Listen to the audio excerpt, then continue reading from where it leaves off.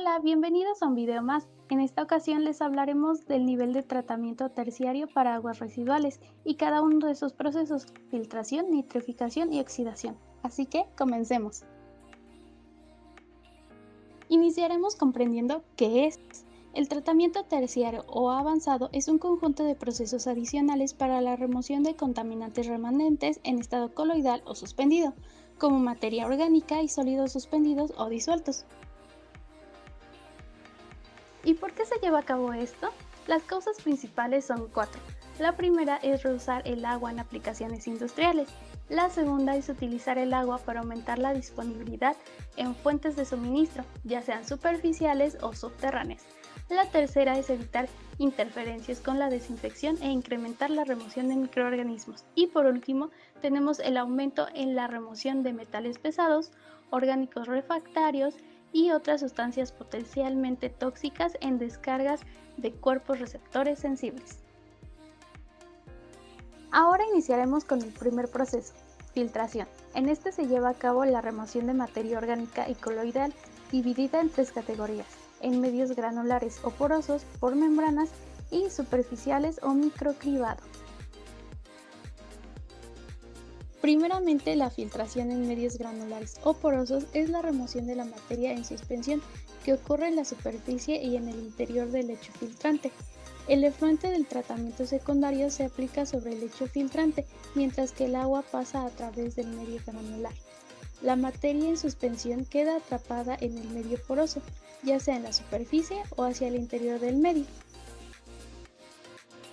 La mayor parte del trabajo lo hace una capa superficial muy somera del medio filtrante, por lo cual se desarrollaron los filtros con más de un medio, de tal forma que el medio poroso de mayor tamaño de partícula quedase en la parte más alta del filtro y retuviese las partículas de mayor tamaño.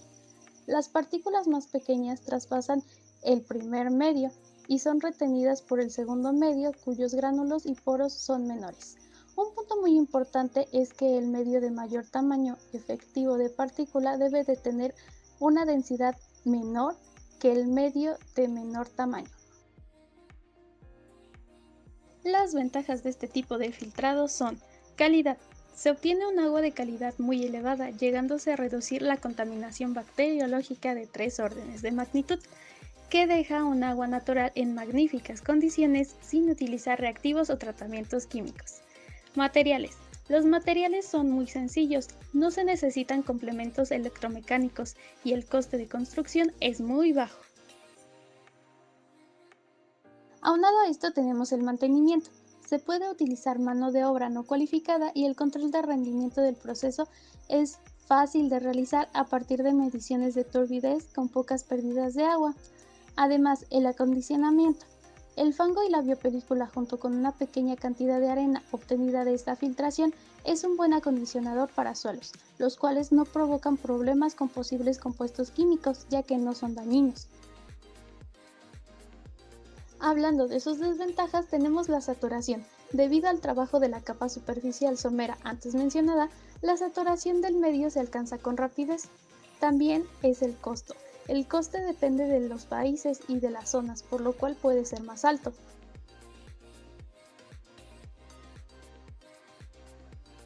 Además de esto, tenemos factores como el clima. En climas extremos muy fríos, la superficie del agua se puede congelar, siendo necesario cubrir el filtro y aumentando su coste. La sensibilidad es muy sensible a los cambios en la calidad del agua bruta, que se precisa constante y con bajas concentraciones de sólidos suspendidos. La luz y los elevados tiempos de retención hidráulica pueden permitir el desarrollo de algas que taponen el filtro. Proceso de filtración con membranas. La membrana es una barrera permeable que permite el paso del agua, pero no de las partículas. El líquido que pasa a través de la membrana se conoce como permeato o producto. Las membranas, a diferencia de otros medios filtrantes, no acumulan las partículas, sino que las llevan fuera del sistema junto con una fracción de líquido. Además, los diámetros típicos de partículas que separan los procesos de membrana van de 0.001 a 1 micrómetro y por lo tanto abarcan incluso las sustancias disueltas. Sus ventajas son las siguientes. Eficiencia. Ofrece una elevada eficiencia de separación donde el factor clave es el cutoff de la membrana. Energía. El consumo de energía no es elevado y no requiere del uso de reactivos químicos, excepto en antiincrustantes para limpiar las membranas. Temperatura. Son procesos que se pueden llevar a cabo a temperatura ambiente y de forma continua, con la facilidad de combinar esta técnica con otros procesos. En tanto, las desventajas son las siguientes. Eliminación. No es una técnica que elimine contaminantes, sino que solo los concentra. Mantenimiento. También se debe de tener en cuenta el coste de las membranas y su durabilidad. Es importante pretratar el efluente para alargar la vida útil de las membranas. En función de la aplicación correcta, se pueden presenciar problemas de degradación, ensuciamiento o polarización de la membrana, problemas que, si bien se pueden solventar, dificultan e incrementan los costes de operación. Y por último, el rechazo. Además, se genera una corriente de rechazo residuo que debe ser tratada correctamente. La filtración de superficie, microcribado o microtamizado consiste en remover las partículas sólidas suspendidas en el líquido, haciendo circular el agua residual a través de cribas o tamices mecánicos. Su uso es centrado, ya que su contenido de materia suspendida y disuelta es mucho mayor que la del agua de alimentación del sistema. La electrodiálisis utiliza membranas alternadas de permeabilidad selectiva a cationes y aniones. Las membranas están situadas entre dos electrodos. Se aplica corriente eléctrica, la cual ayuda a acelerar la migración de los iones a través de las membranas. Los cationes se mueven hacia un lado o espacio y los aniones hacia el lado contrario. De esta forma, se crean celdas o espacios de agua con bajas concentraciones de materia y celdas con concentraciones elevadas. Ventajas. Entre las ventajas de la filtración por superficie o microcribado son las siguientes. Este proceso es muy utilizado para grandes superficies, por lo que filtra grandes cantidades de agua. Tiene una regeneración fácil. Esto quiere decir que el montado y desmontado es frecuente para las piezas. En la flexibilidad y adaptación se refiere a que, aunque se supone que la filtración por superficie necesita características generales para todas las plantas de tratamiento de aguas residuales, puede adaptarse a distintos tipos de suelo y formas del terreno. Desventajas. Las desventajas son las siguientes. Número 1. Desgaste en filtros por sólidos suspendidos. El filtro recibe un gran daño dependiendo del flujo volumétrico que se introduzca en el proceso. En el número 2 tenemos una vida media del producto. Frecuentemente se tienen que cambiar las piezas para su óptimo funcionamiento. En el número 3, residuo de filtración difícil de mover. Cuando se hace la limpieza general es algo difícil quitar los residuos del filtro. Número 4. Limpieza del filtro frecuente. La limpieza del filtro se tiene que hacer por periodos moderados, afectando la producción de la planta de tratamiento de aguas residuales. Aplicaciones. Generalmente el proceso de filtración se usa en el tratamiento de aguas residuales, también en la industria láctea, ya que es una parte valiosa del proceso de producción. Sus aplicaciones pueden dividirse en 3 categorías, que son aplicaciones a leche, aplicaciones a suero y otras aplicaciones como el clarificado de salmuera de queso. En la industria del azúcar, la filtración se puede utilizar para clarificar el jugo no procesado sin utilizar clarificadores primarios. Además, se usa para fraccionar y concentrar varias soluciones de azúcar en el proceso de producción. En la industria química se utiliza para filtrar silicatos sódicos, ácido cítrico, resinas, fibras sintéticas y plásticos. Además, se puede usar en la recuperación y refino de metales, por ejemplo, filtración de sales de zinc, cobre, níquel, etc. Los costos del proceso de filtración suelen ser bajos comparados con otras tecnologías. Oxidación química. En el tratamiento de aguas, los procesos de oxidación y reducción química son usados para el tratamiento de especies inorgánicas y orgánicas específicas encontradas en el agua. Debido a los diferentes tipos de procesos de oxidación que han sido desarrollados y usados en varias aplicaciones, es importante indicar algunas diferencias entre los procesos convencionales de oxidación, los procesos de oxidación que se llevan a cabo a elevadas temperaturas y o presiones, y procesos de oxidación avanzada. Los procesos convencionales de oxidación emplean oxidantes como el cloro, dióxido de cloro o permanganato de potasio, los cuales no producen especies altamente reactivas como el radical hidroxilo, el cual es producido entre los otros dos tipos de procesos de oxidación. Las velocidades de reacción de los oxidantes convencionales son mucho menores comparadas con las velocidades de reacción de los procesos que involucran los radicales hidroxilo. Además, los oxidantes convencionales son más selectivos en términos del tipo de moléculas orgánicas que pueden oxidar. Sin embargo, los procesos convencionales de oxidación pueden ser efectivos en la oxidación de ciertos compuestos orgánicos e inorgánicos. En los procesos de oxidación avanzada, los radicales hidroxilo son generados a temperatura ambiente y a presión atmosférica. Datos de operación. Caudal que manejan. Para los datos de operación se usó información de la planta de tratamiento de aguas residuales del municipio de Taquilpa, en Veracruz, construida en el año 2007, disponible en el siguiente enlace. Cabe recalcar que no va a ser el mismo flujo volumétrico para la Ciudad de México que para el municipio de Taquilpa, por lo que los valores pueden cambiar. Tenemos un gasto medio de 0.92 litros sobre segundo, también transformado quedaría como 79.48 metro cúbico al día, una velocidad de 0.20 metros sobre hora, un flujo másico de DBO de 20.99 kilogramos de DBO al día, un flujo másico de DQO de 698 miligramos sobre litro y una relación litro usuario al día de 104. Contaminantes eliminados. El tratamiento terciario o avanzado se entiende como el tratamiento adicional que se requiere para remover contaminantes remanentes, ya sean sólidos suspendidos, coloidales o disueltos. Se tiene la siguiente fórmula para el porcentaje de remoción, que es concentración del afluente menos concentración del efluente sobre concentración del afluente por 100. En la materia suspendida y coloidal tenemos a los sólidos suspendidos totales, que se eliminan por filtración en medio poroso. También a la materia orgánica particulada, que se elimina por ósmosis inversa.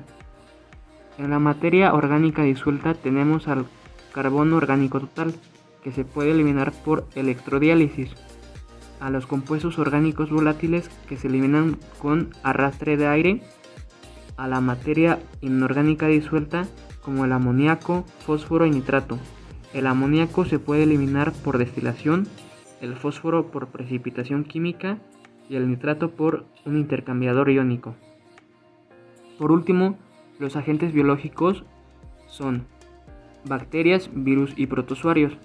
Las bacterias se eliminan por microfiltración, los virus por ósmosis inversa y los protozoarios por precipitación química. Cabe recalcar que estos son algunos métodos para su eliminación, pero se pueden combinar entre los ya mencionados. A continuación se mencionarán algunos aparatos que son usados en el tratamiento de aguas residuales. Primero tenemos los filtros de lecho de arena. Este es el sistema más comúnmente utilizado. Su función principal es la reducción de sólidos en suspensión. Está compuesto por un tanque que posee una cama múltiple de arenas con variedad de tamaños y gravedad específica. Estos sistemas pueden manejar cualquier volumen, ya que pueden ser modulares de acuerdo con los requerimientos particulares del proyecto o de la planta de tratamiento. El agua se hace pasar a través del lecho filtrante mediante la presión y con el fin de retener las partículas de suciedad en el material filtrante. Lagunaje. El lagunaje consiste en distribuir las aguas residuales a una velocidad muy lenta en una serie de estanques impermeables, dimensionados de modo que el agua se quede durante unos días o incluso semanas. La particularidad es que estos tanques viven bacterias que tienen la capacidad y el tiempo de degradar los contaminantes sin intervención exterior.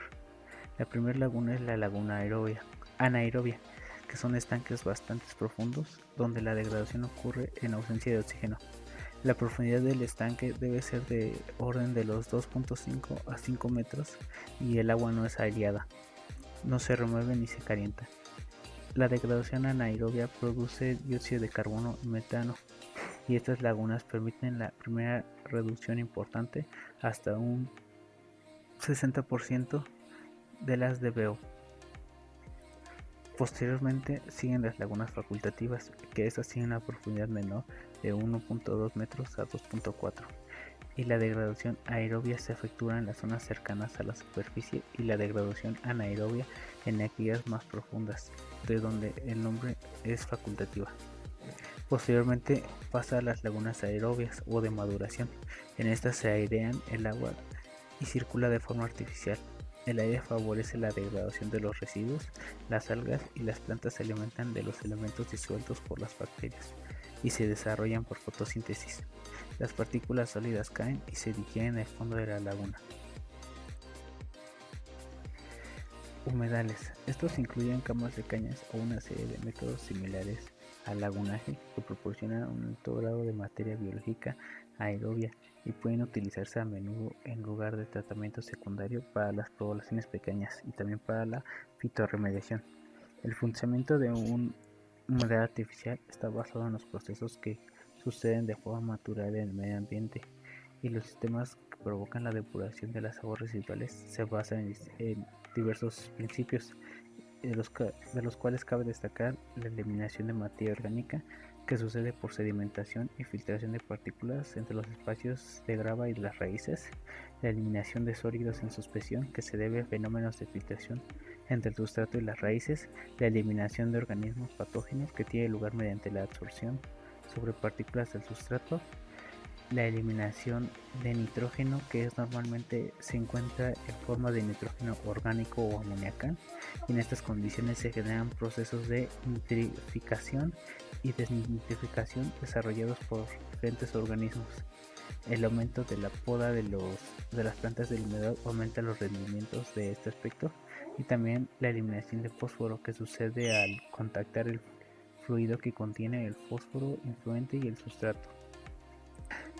Para este proceso de los humedales se requiere al menos un año para que el desarrollo de la vegetación sea efectiva y las colonias de microorganismos formen un ecosistema que permitan la eliminación de los contaminantes del efluente.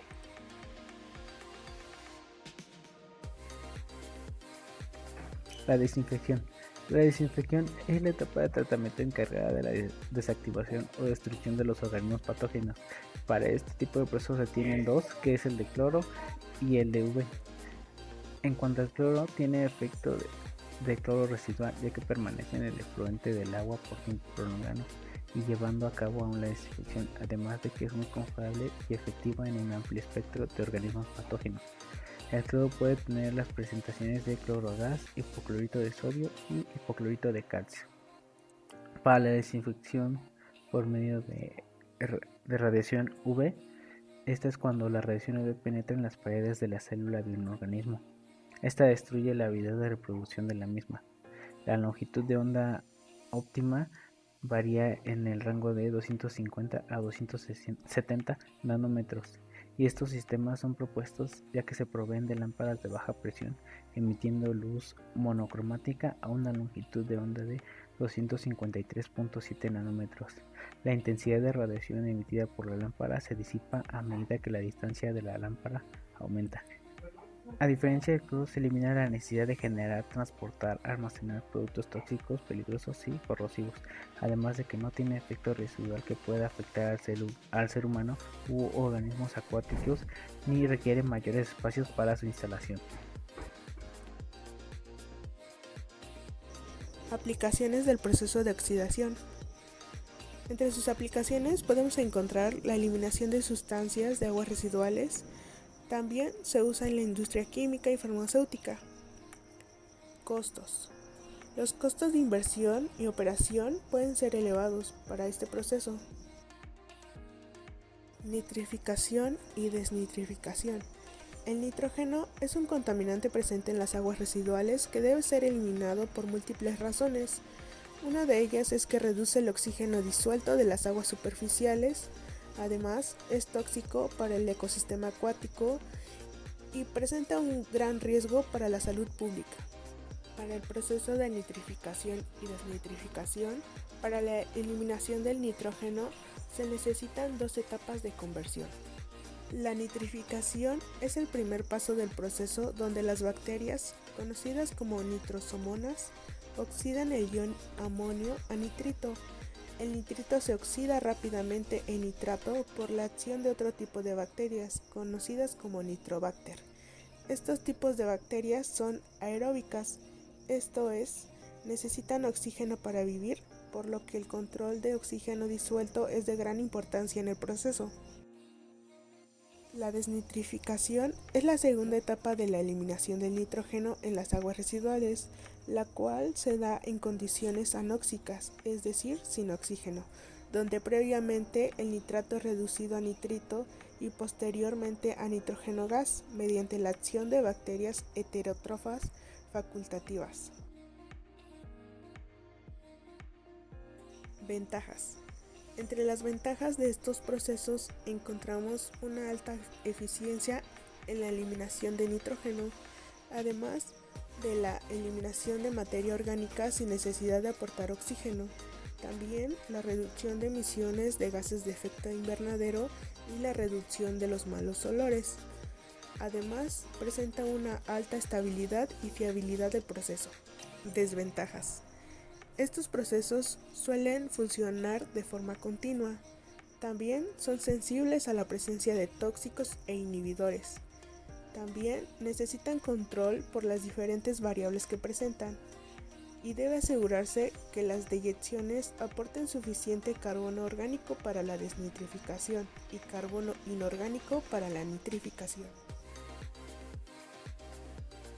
Datos de operación.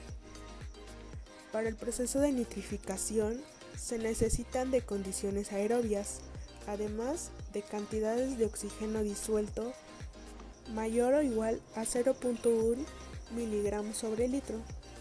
El pH del agua debe estar ajustado a valores alrededor de 7 a 9. Para el proceso de desnitrificación se necesitan de condiciones anóxicas, además del oxígeno disuelto menor a 0.1 miligramos sobre litro. El óptimo de temperatura se encuentra entre 65 y 75 grados Celsius y el pH óptimo para el proceso se encuentra en el intervalo de 7 a 9. Tecnologías. Un proceso convencional es el de fangos activados, ya que mediante la incorporación de zonas con o sin aireación generan una secuencia de zonas anaerobias, anóxicas y aerobias. Este proceso trata de mantener una población de microorganismos permanentemente expuesta a esta secuencia de estados, de modo que sean capaces de degradar la materia orgánica presente en el agua residual. Otra tecnología es el reactor biopelícula de membrana aireada, que es una tecnología emergente que emplea una membrana permeable a gases para el desarrollo de la biopelícula. A través del soporte membrana, la biopelícula recibe el oxígeno para la oxidación de los contaminantes que difundirán desde el seno líquido del reactor. Esta peculiaridad hace de la biopelícula membrana aireada un sistema donde se puedan desarrollar diferentes especies de microorganismos y nichos de reacciones microbianas. Otra tecnología que se puede emplear son los reactores biológicos con membranas. En este tipo de reactores, el tiempo de retención hidráulico es independiente del tiempo de retención de los sólidos, favoreciendo el desarrollo de microorganismos nitrificantes. Aplicaciones. Generalmente, estos procesos son usados para la eliminación de nitrógeno en aguas residuales. También se emplea en la industria láctea y en el tratamiento de desechos líquidos de la agricultura. Costos. Sus costos suelen ser elevados,